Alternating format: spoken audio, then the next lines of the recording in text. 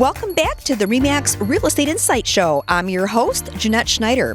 We live in a fast-paced digital world, and like many businesses today, real estate has found an edge in modern marketing, and that includes preparing your home and staging your home so that it presents as clean and spacious as possible. And you really need to do this with both the in-person buyers that are going to come to your home and see it live, as well as in photography, because photos and videos are key to attracting buyers these days. Now, effective marketing works, and it helps sellers not only get their homes on and off the market quicker, but get some of the most bang for their buck. So how do we accomplish this? Well, with us today is Christina Grandmaison. She is a real estate agent with RE/MAX Encore in Clarkston. Also with us is Reilly Grandmaison, also with RE/MAX Encore. He's going to be giving us tips on those professional photo side of the market once your home's ready to go. So welcome to the show, folks.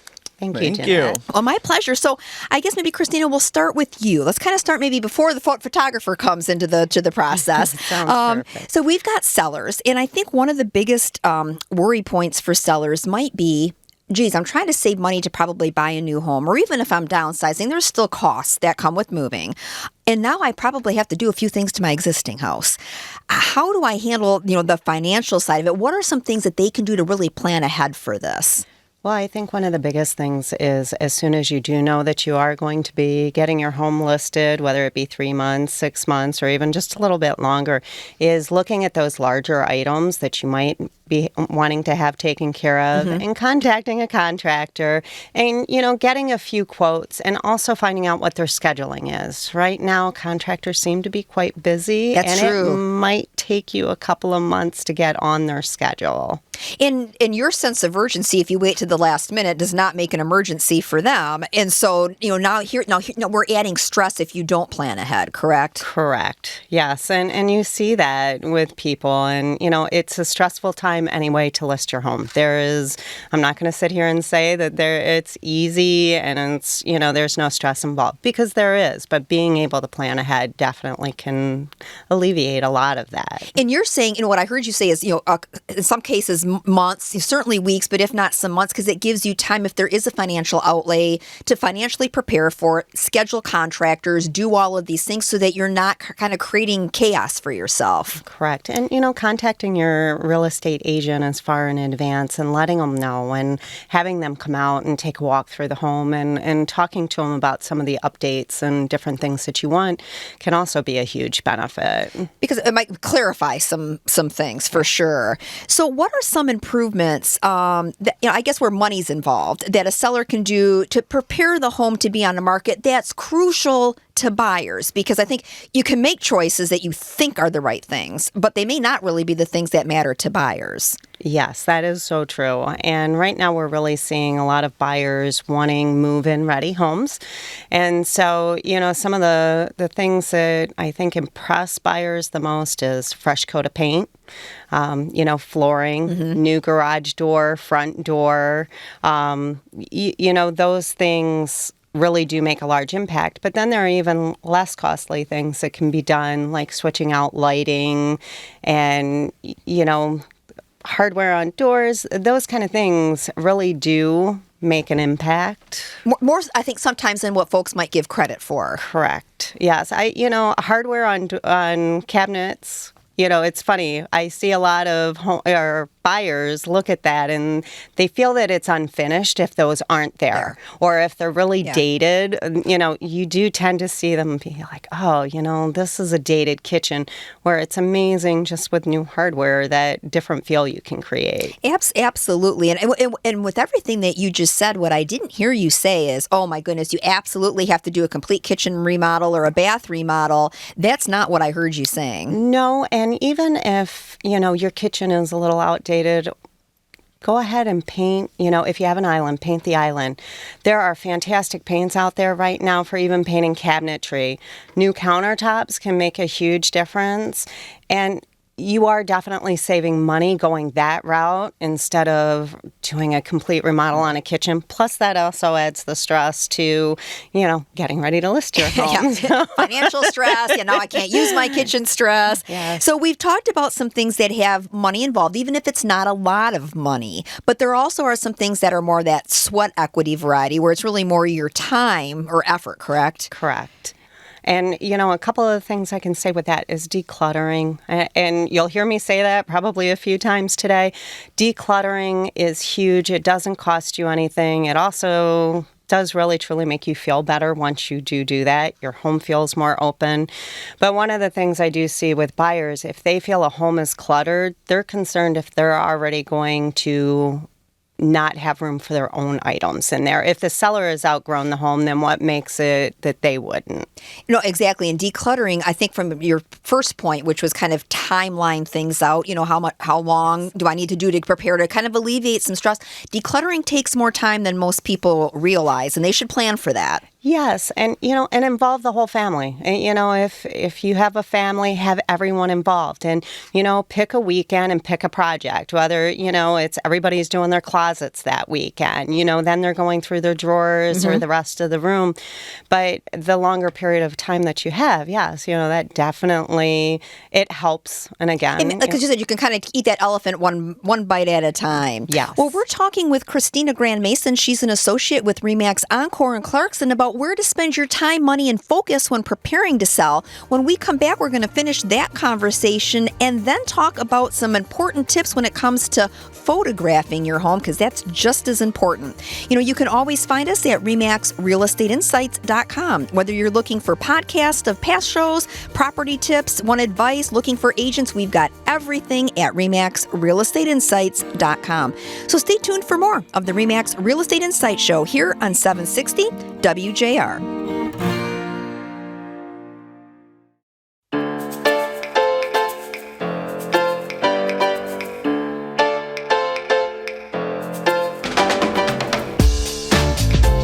You are listening to the RE/MAX Real Estate Insight Show. We're talking about how sellers can prepare their home for sale, but really in a larger sense, we're talking about marketing, because part of marketing your home is creating the visual experience that makes folks comfortable in your home. And I like to think about it, when's the last time you were in a high-end retail store, maybe a spa? It was clean, it was neat, it was organized, you felt comfortable there. You need to do the same thing when you're getting your home ready to sell.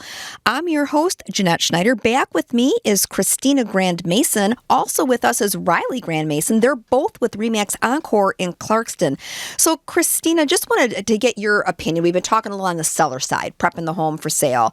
But you get to see the buyer side of things, obviously, as well. Yes. What are some things that potentially turn buyers off when they're coming to look at a home? I think some of the small repair items, a leaky faucet, a closet door off of the track, and that might seem silly, and as a seller, you live with those things for quite a while. But buyers do tend to start to worry, if you don't fix those smaller things, are you really taking care of the larger item things? And so, we do see that. The other thing is the plugins, the air fresheners. We're starting to notice a lot more people have allergies to them, or they really bother them.